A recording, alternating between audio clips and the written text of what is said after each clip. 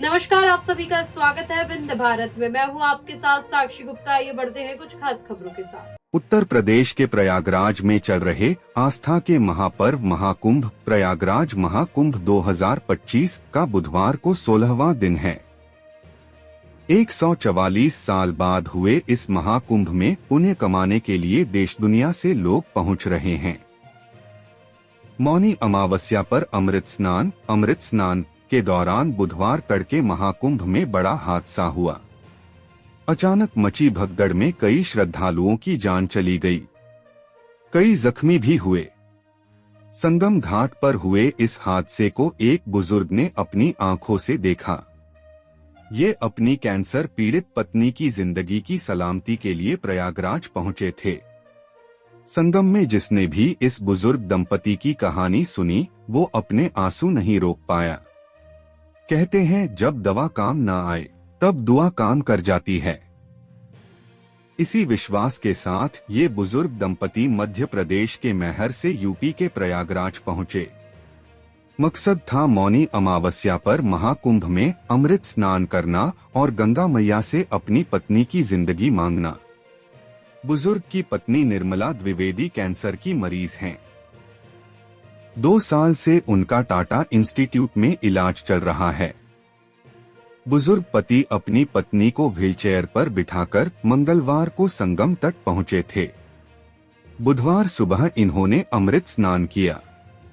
उनकी बस एक ही आस है कि गंगा मैया कृपा करेंगी और उनकी पत्नी कैंसर से जंग जीत जाएंगी। निर्मला देवी को मेटास्टेटिक कैंसर है।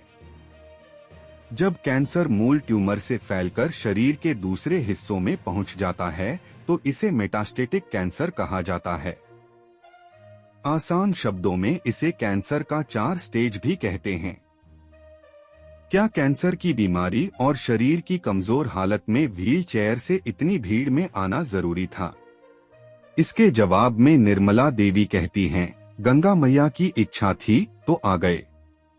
हमने मंगलवार को भी स्नान किया।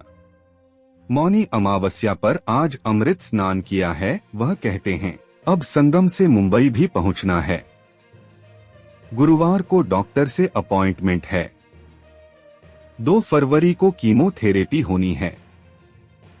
मैंने सोचा कीमो लगने से पहले एक बार इनका गंगा स्नान हो जाए।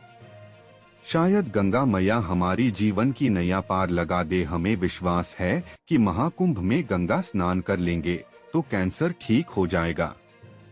मुझे पूरा भरोसा है कि मैया पार लगा देगी। हमारे साथ बेटा भी आया है। बुजुर्ग कहते हैं, भगवान का बुलावा हो तो जाना पड़ेगा, कोई रोक नहीं पाएगा। हमारी शुरू से इच्छा थी कि महाकुंभ में आए। 144 साल बाद ये महाकुंभ पड़ा है। हमें लगा कि अब दोबारा ये महाकुंभ देखने को मिलेगा या नहीं, ये कोई नहीं जानता। मेरी पत्नी अपनी जिंदगी के आखिरी समय में है। डॉक्टरों ने भी जवाब दे दिया है। इसलिए हमने तय किया कि आखिरी समय में इन्हें गंगा स्नान करा दिया जाए। क्या इतनी भीड़ में व्हीलचेयर से पहुंचने में डर नहीं लगा? इसके जवाब में कैंसर पीड़िता निर्मला देवी कहती हैं, डर नहीं लगा, बिल्कुल भी नहीं। रात में भगदड़ तो हुई, लेकिन हम जहां थे वहीं बैठे रह गए। अब चले जाएंगे, उन्होंने बताया। मैं भगदड़ के दौरान वहीं थी। बहुत भीड़ थी, जाली लगी थी, लोग उसी पर चढ़कर कूदने लगे थे। हम सब जमीन पर बैठे थे। इन्होंने मुझे व्हीलचेयर पर बिठाया और वहां से निकाल लाए।